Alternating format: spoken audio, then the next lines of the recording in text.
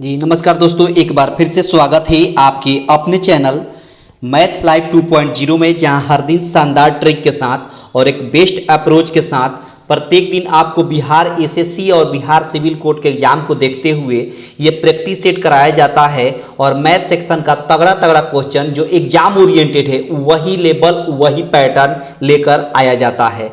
तो I hope कि आप बहुत अच्छे होंगे और बेहतरीन होंगे, दुरुस्त होंगे, तंदुरुस्त होंगे।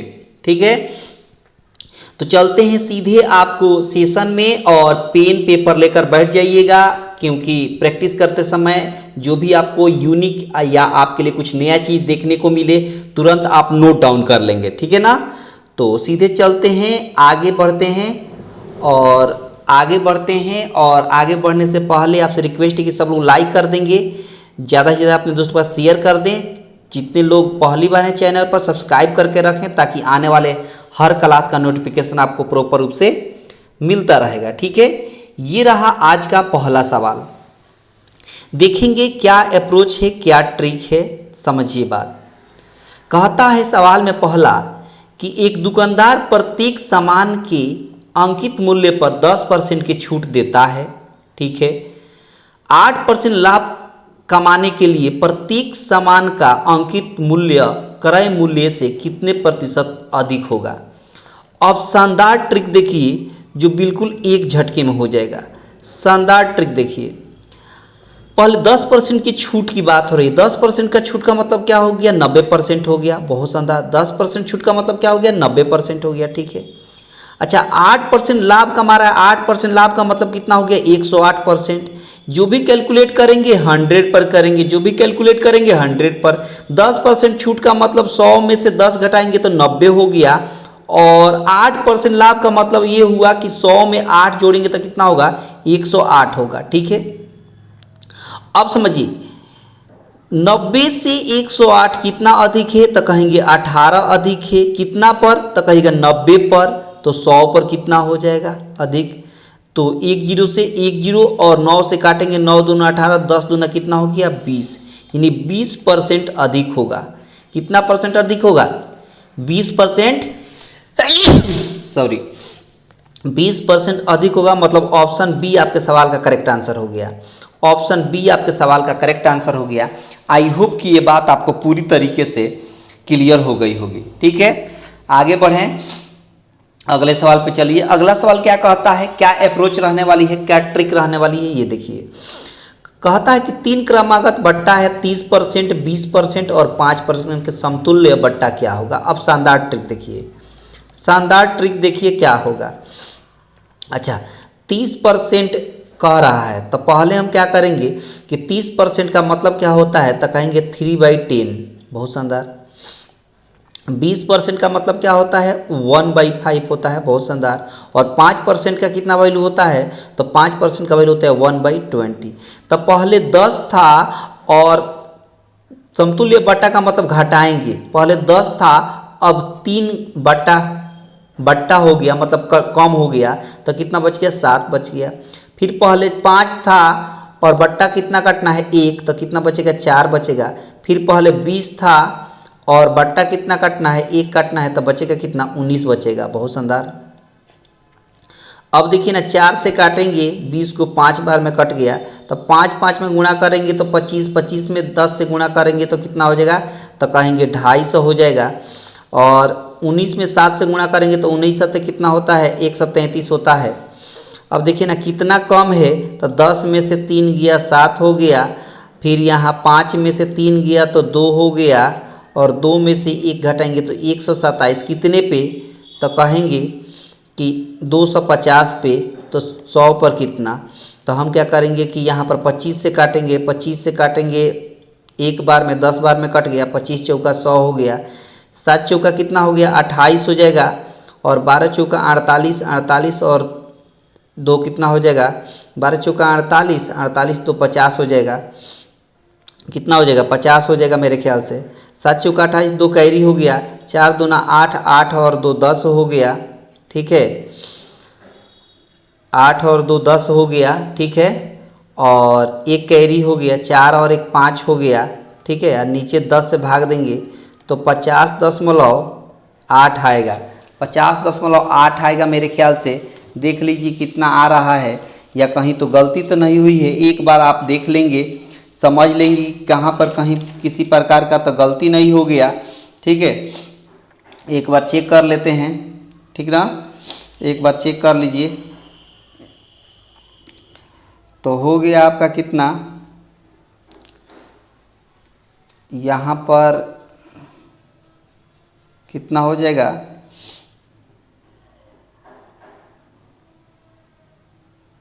यहाँ पर घटाने में कहीं गलती हुई है मेरे ख्याल से।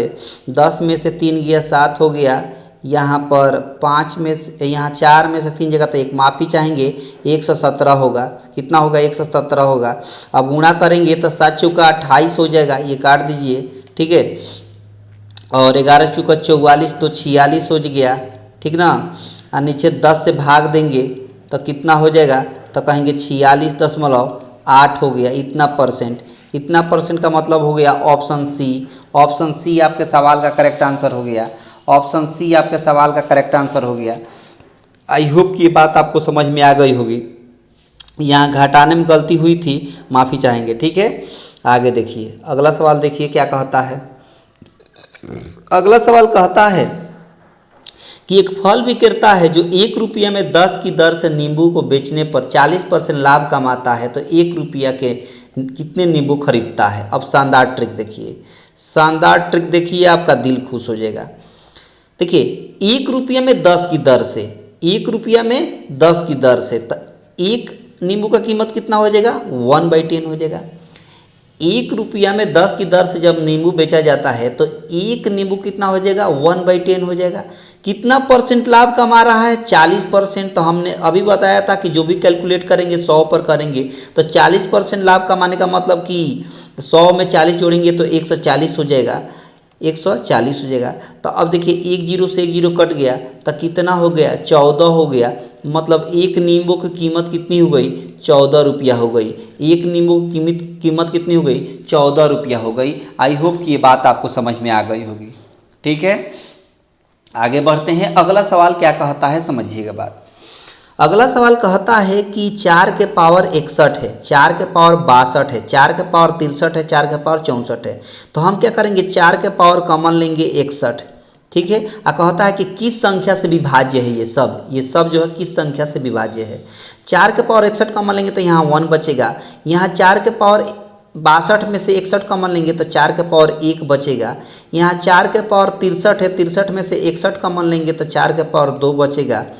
और यहाँ 64 है, 64 में से 61 कॉमन लेंगे तो 4 के पावर 3 बचेगा। ठीक है, अच्छा 4 के पावर 61 हो गया। ठीक है, अब देखिए यहाँ पर क्या हो जाएगा कि 1 हो गया और 4 के पावर 1 का मतलब 4 हो गया, और 4 का XOR का मतलब 16 हो गया, और 4 का क्यूब का मतलब 64 हो गया। ठीक है, अब देखिए 4 के पावर 61 हो गया। ठीक है, और 64 और 16 80 हो गया, 80 और 5 मिलकर 85 हो गया। अब कह रहा है कि इसमें जो है कौन सा ऐसा ऑप्शन है जिसमें इसमें पूरा पूरा भाग लग जाए। तो देखिए 4 के पावर 61 को तो मल्टीप्लाई में है, इसको छोड़कर जो 85 बच गया, देखिए 85 किस संख्या से भाग लगेगा, 85 में किस संख्या से भाग लगा था, 3 से 11 से 13 से नहीं लगा, 17 से लगेगा। तो 17 आपके सवाल का करेक्ट आंसर हो गया। यानी 17 वो संख्या है जिसमें इसमें पूरा पूरा भाग लग जाएगा। ठीक है, आई होप कि बात आपको पूरी तरीके से क्लियर हो गई होगी। और पसंद आ रहा है तो लाइक शेयर में कमी ना करें, दबाकर लाइक करें और दबाकर शेयर करें अपने दोस्तों के पास। ठीक है, अगला सवाल देखिए क्या कहता है। सवाल कहता है कि 2.3 के पावर क्यूब है, 2.3 के पावर क्या कह दिया है, क्यूब कह दिया है, माइनस। अच्छा 0.027 को हम लिख सकते हैं 0.3 का होल क्यूब लिख सकते हैं, तो कहिएगा बिल्कुल लिख सकते हैं। अच्छा नीचे वाला को क्या लिख सकते हैं, 2 के पावर 3 का एक स्क्वायर है, इसको एज इट लिख सकते हैं। अब प्लस नीचे वाले को हम 2.3 इंटू 0.3 लिख सकते हैं, तब कहेंगे बिल्कुल लिख सकते हैं, क्योंकि 23 में 3 से गुणा करेंगे तो 69 हो जाएगा। और उसके बाद प्लस में कितना है, तो प्लस में 0.09 को हम 0.3 का होल स्क्वायर लिख सकते हैं, बिल्कुल लिख सकते हैं। अच्छा यह एक फार्मूला पर है, देखिए एक फार्मूला होता है ए क्यूब, ठीक है, माइनस बी क्यूब। ठीक है, इसका फार्मूला कितना होता है, तो कहेंगे a माइनस बी और इंटू होता है a x y plus a b और प्लस बी एक्स वाई। अच्छा नीचे क्या है, तो नीचे है a x square a b और b x square, a x square plus a b या प्लस बी एक्स स्क्वायर। इसका मतलब कि इससे ये कैंसिल हो गया, तब बच गया ए माइनस बी। अब देखिए ए का मतलब कितना है, ए हमने लिया है 2.3 ले लिया है, ठीक है। और बी का मतलब क्या हमने लिया है 0.3 लिया है, तो 0.3 घटा देंगे, तो 2.3 में से 0.3 घटाएंगे तो कितना होगा, तो कहेंगे 2 होगा। और यही 2 आपके सवाल का करेक्ट आंसर हो गया, ऑप्शन डी आपके सवाल का करेक्ट आंसर हो गया। आई होप की बात आपको पूरी तरीके से क्लियर हो गई होगी, ठीक है। सवाल को चटकाने का सबसे आसान तरीका यही है, सवाल को चटकाने का सबसे आसान तरीका यही है। आगे देखिए अगला सवाल क्या कहता है। कहता है सवाल में कि एक व्यक्ति है जो कुल धन का 3/8 भाग मिला, ठीक है, और उसके मित्र को शेष धन का 3/8 भाग मिला। यदि दोनों के भागों का अंतर 36 रुपया है तो बता देना है कुल धन कितना है। तो यहाँ हम मान लेंगे, लेट कर लेंगे, ऐसी कुल टोटल हम धन मान लेंगे, टोटल धन ऐसी संख्या मानेंगे जो 8 से कट जाए। तो हम 8 का एक स्क्वायर, 8 का क्यूब कुछ भी लिख सकते हैं, तो हम 8 का एक स्क्वायर लिख लेते हैं, यानी 64 हम लिख लेते हैं, ठीक है। बहुत शानदार। अब समझिए, अब बोला है सवाल में क्या कि इसको एक व्यक्ति है, उस व्यक्ति को उसके धन का 3/8, तो टोटल धन कितना है 64 है। 64 में 64 का जो है 3/8वां हिस्सा निकालिएगा, तो 8 से 64 भाग देंगे तो 8 होगा, 8 में 3 से गुणा करेंगे तो 24 हो गया, यानी 64 का 3/8वां हिस्सा कितना होगा 24 हो गया, ठीक है।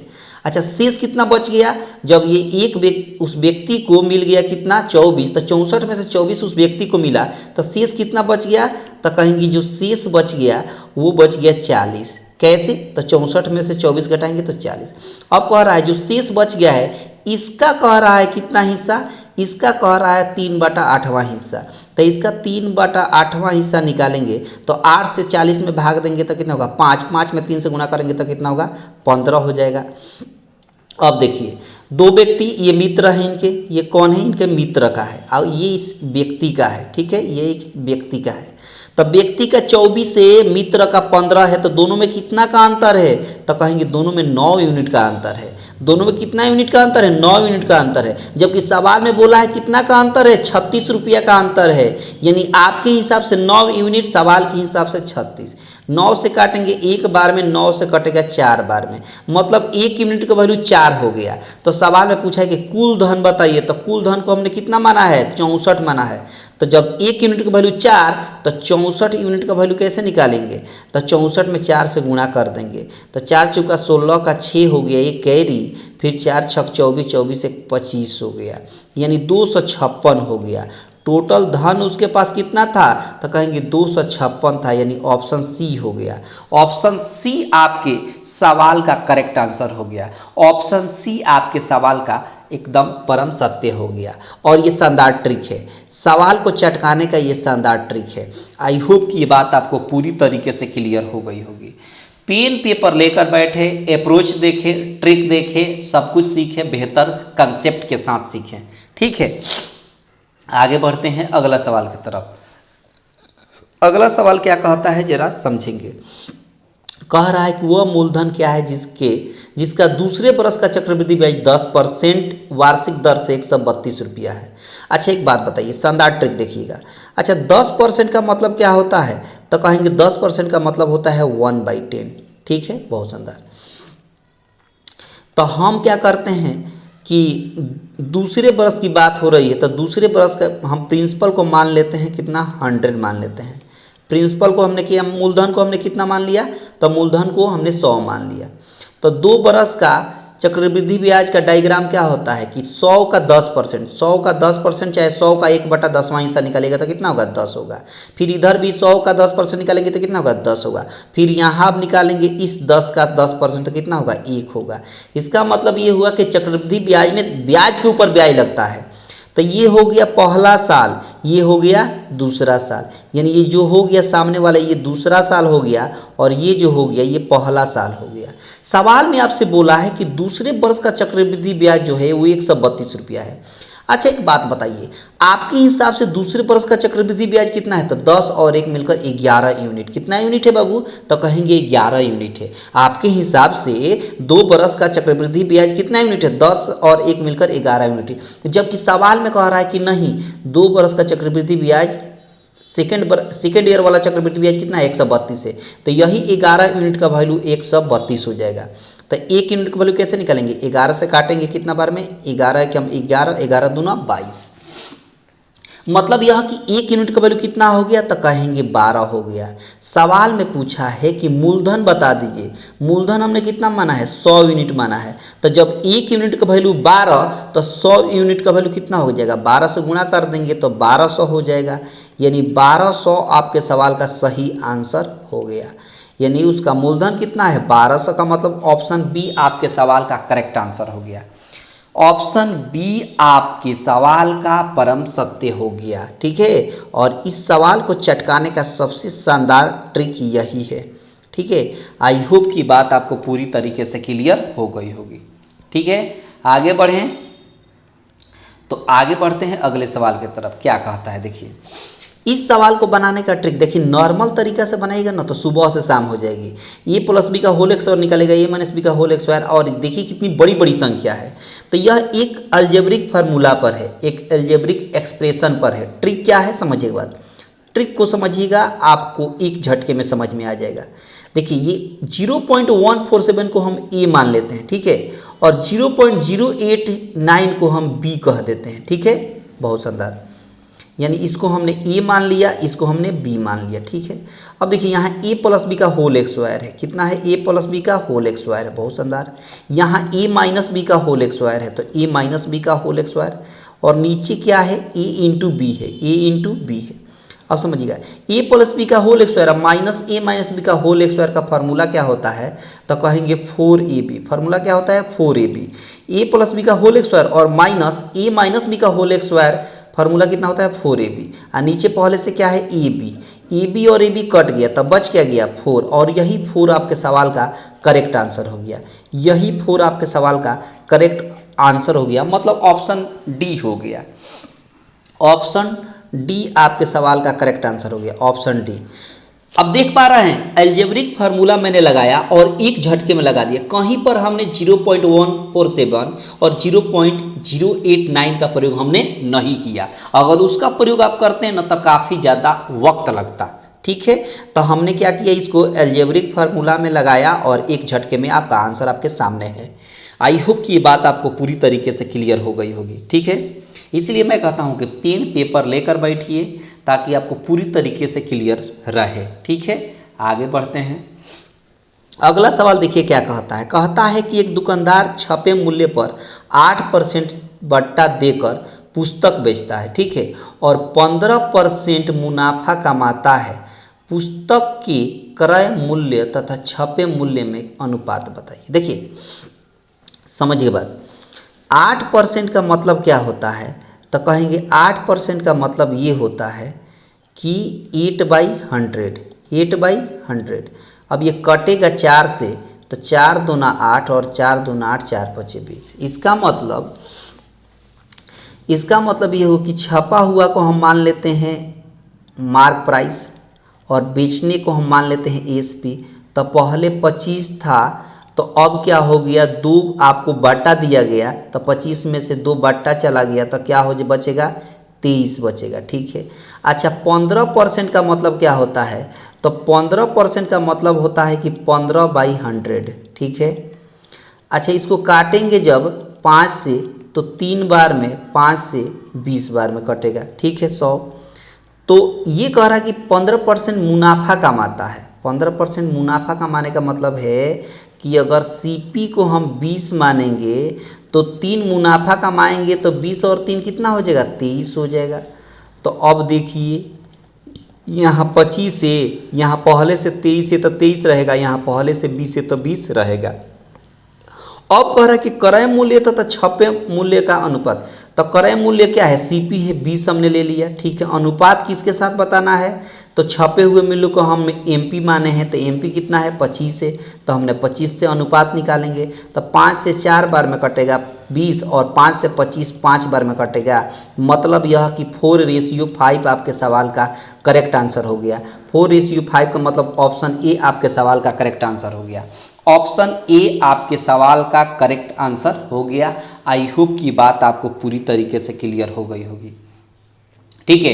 ये बात आपको पूरी तरीके से क्लियर हो गई होगी। तो आगे बढ़ते हैं, अगला सवाल क्या कहता है और क्या ट्रिक है ये देखेंगे।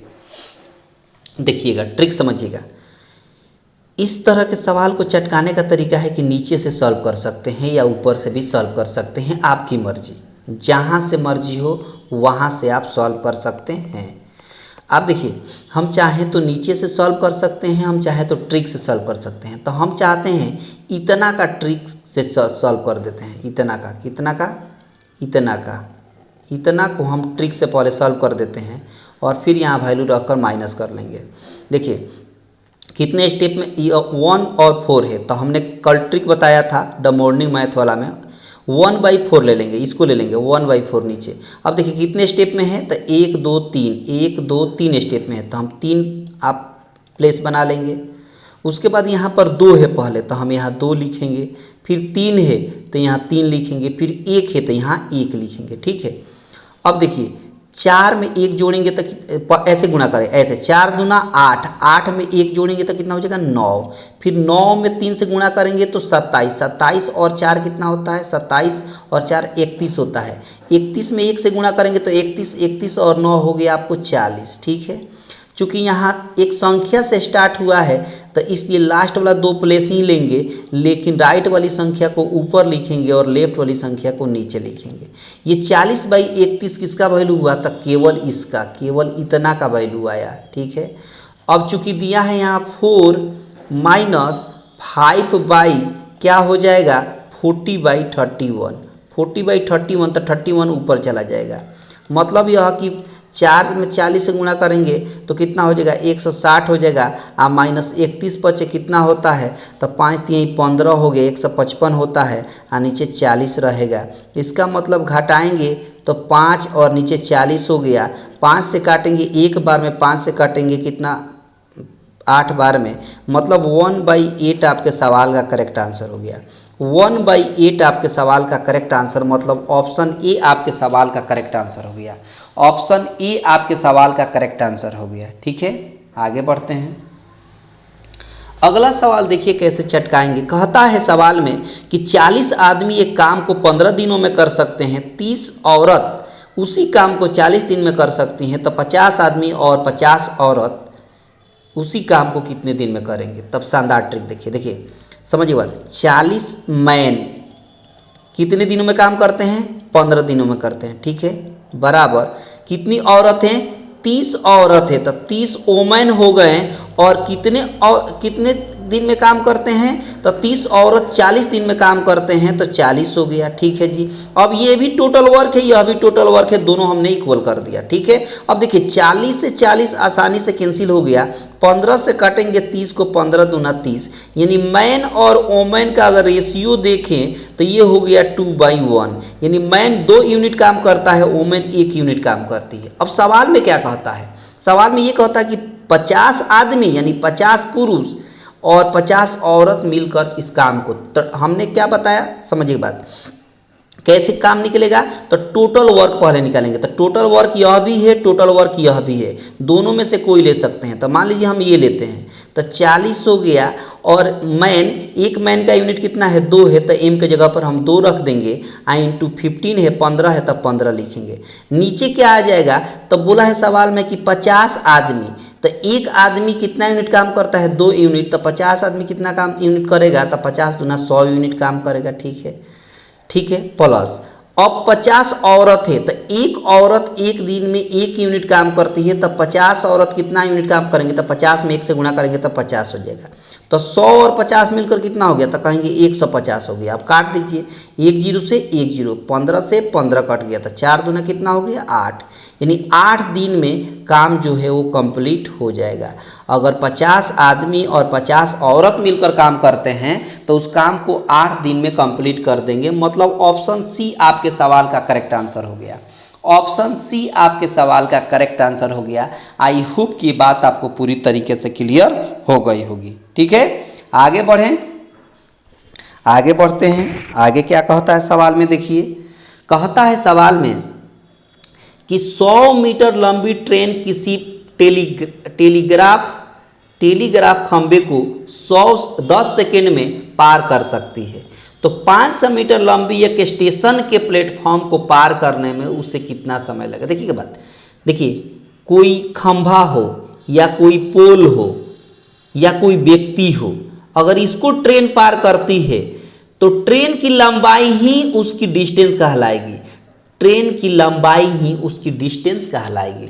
तो 100 मीटर लंबी ट्रेन है तो डिस्टेंस कितनी हो गई 100 हो गई।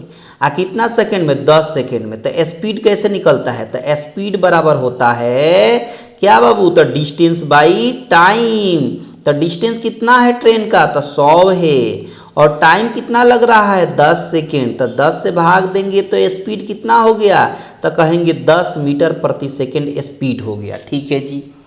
आगे कहता है कि 500 मीटर लंबी एक स्टेशन के प्लेटफॉर्म को पार करती। तो अब देखिए कोई ट्रेन अगर कोई पुल को पार करे या कोई प्लेटफॉर्म को पार करे या किसी नदी को पार करे, तो वहाँ पर डिस्टेंस जो हम लेंगे वो ट्रेन का आप प्लस जिसको पार कर रही है, जैसे प्लेटफॉर्म को पार कर रही है तो प्लेटफॉर्म का भी ट्रेन के साथ जोड़ेंगे डिस्टेंस के लिए। अगर किसी नदी को पार कर रही है तो नदी का लंबाई और ट्रेन की लंबाई जोड़ेंगे तब डिस्टेंस निकलेगा। अगर कोई प्लेटफॉर्म को पार करे तो प्लेटफॉर्म की लंबाई और ट्रेन की लंबाई जोड़ेंगे तब डिस्टेंस निकलेगा। तो यहाँ पर 500 मीटर किसकी लंबाई है, तो एक स्टेशन के प्लेटफॉर्म है उसकी लंबाई है। तो अब देखिए टाइम पूछा है, क्या पूछा है टाइम। तो टाइम बराबर होता है distance by speed. Distance by क्या होता है, स्पीड होता है। तो डिस्टेंस कितना है 500, तो ये हो गया प्लेटफॉर्म का। अभी हमने बताया कि ट्रेन अगर प्लेटफॉर्म को पार करेगी तो ट्रेन की खुद की लंबाई और प्लेटफॉर्म की लंबाई दोनों को जोड़ना पड़ेगा। तो ये तो 500 मीटर किसकी लंबाई है, तो प्लेटफॉर्म की। ट्रेन की लंबाई कितनी है 100 है, तो 100 जोड़ना पड़ेगा। और नीचे स्पीड यहाँ कितना आया है 10 मीटर प्रति सेकेंड, तो 10 से भाग देंगे। इसका मतलब 500 और 100 जोड़ेंगे तो कितना हो गया 600 हो गया, और 10 से भाग देंगे तो कितना सेकेंड हो गया, तो कहेंगे कि 60 सेकेंड हो गया। कितना सेकेंड हो गया 60 सेकेंड हो गया। और 60 सेकेंड का मतलब होता है 1 मिनट। 60 सेकेंड का मतलब होता है 1 मिनट। मतलब ऑप्शन बी आपके सवाल का करेक्ट आंसर हो गया। ऑप्शन बी आपके सवाल का करेक्ट आंसर हो गया। आई होप की बात आपको पूरी तरीके से क्लियर हो गई होगी। आगे बढ़ें, अगले सवाल पे चलिए। सवाल में कहता है कि 5/7, 7/8 और 8/9 का एलसीएम निकाले। तो देखिए जब भी भिन्न का एलसीएम निकालना होता है ना, तो जो भी ऊपर दिया हुआ है नोमिनेटर में यानी अंश में उसको एलसीएम निकालेंगे। तो 5, 7, 8 का एलसीएम क्या हो जाएगा, तो 5 × 7 × 8। ठीक है। आज जब ऊपर वाला का एलसीएम निकालेंगे तो नीचे वाला का एचसीएफ निकालना पड़ेगा। ठीक है।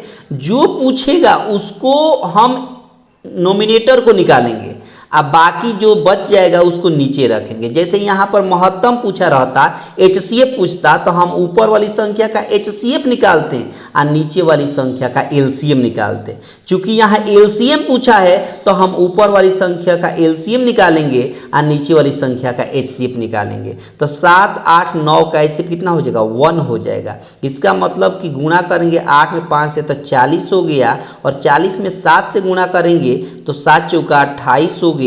मतलब 280 आपके सवाल का करेक्ट आंसर हो गया। 280 आपके सवाल का करेक्ट आंसर मतलब ऑप्शन डी हो गया। ऑप्शन डी आपके सवाल का करेक्ट आंसर हो गया। और ये कमाल का ट्रिक है, ये कमाल का ट्रिक है, कमाल का कंसेप्ट है। ठीक है। आगे बढ़ते हैं अगले सवाल की तरफ। क्या कहता है?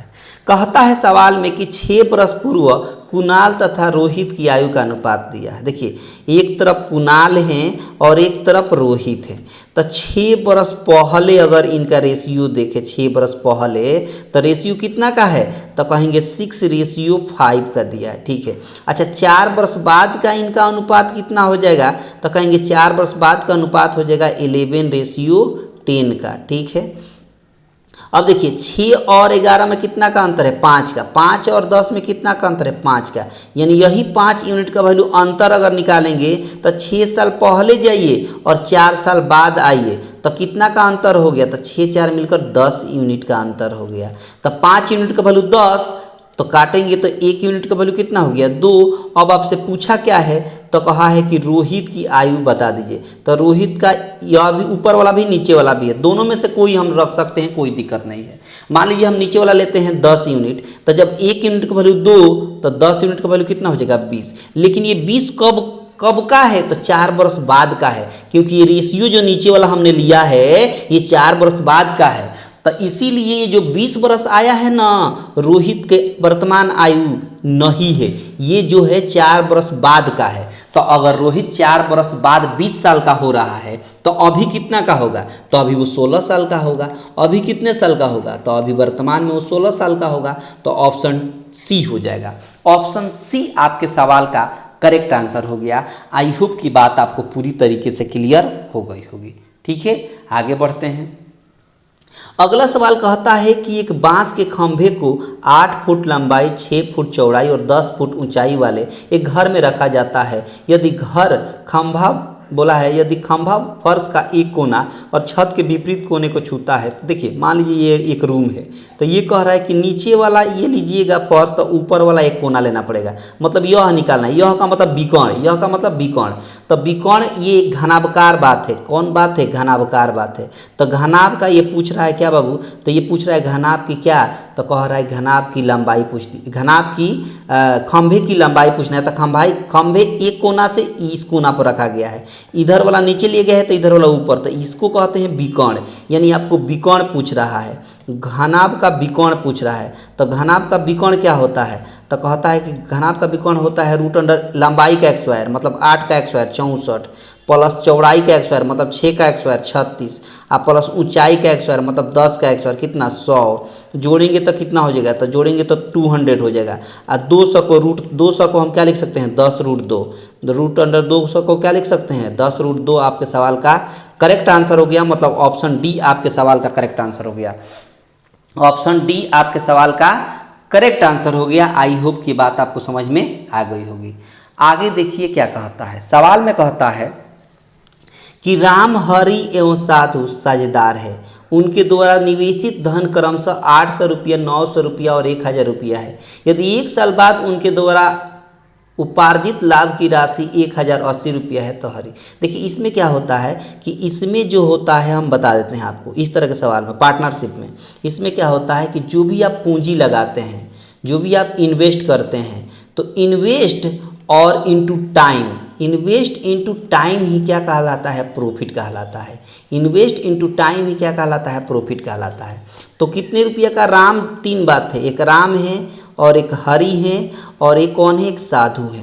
तो राम जो है 800 रुपया लगाते हैं, राम 800 रुपये लगाते हैं, हरि 900 रुपया लगाते हैं और साधु जो है वो 1000 रुपया लगाते हैं। ठीक है, इन्हीं का रेशियो। अब देखिए, यहाँ हमने क्या बोला? इन्वेस्ट और इनटू टाइम, पूंजी और समय का गुणनफल निकालना पड़ता है। तो ये पूंजी का रेशियो तो लिख लें। अब देखिए, अब समय कितना? 1 साल की बात बोला है, तो सब लोग 1 साल, 1 साल इनका, 1 साल इनका, 1 साल इनका, तो एक एक जो है कट जाएगा। तो इसलिए हम टाइम यहाँ जिक्र नहीं करेंगे क्योंकि सबका टाइम जो है वो सेम है।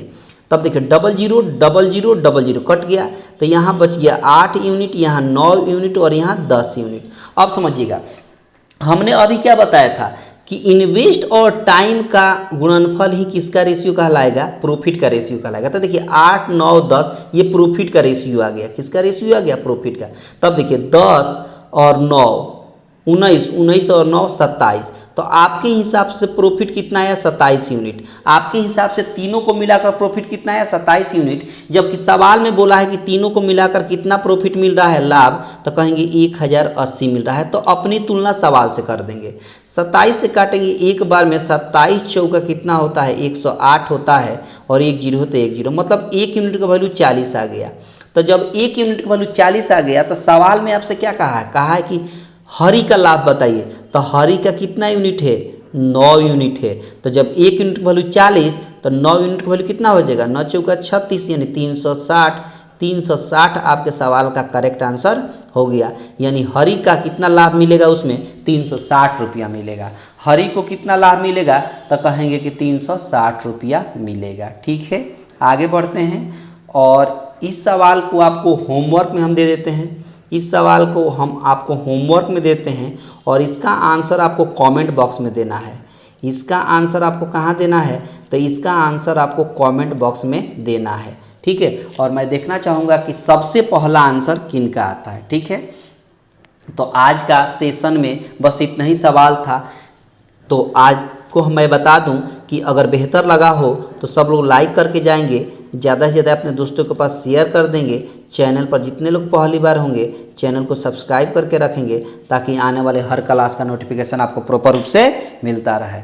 तो आप अपना ख्याल रखेंगे, मिलते हैं अगले क्लास में। तब तक आप सभी को बहुत बहुत धन्यवाद।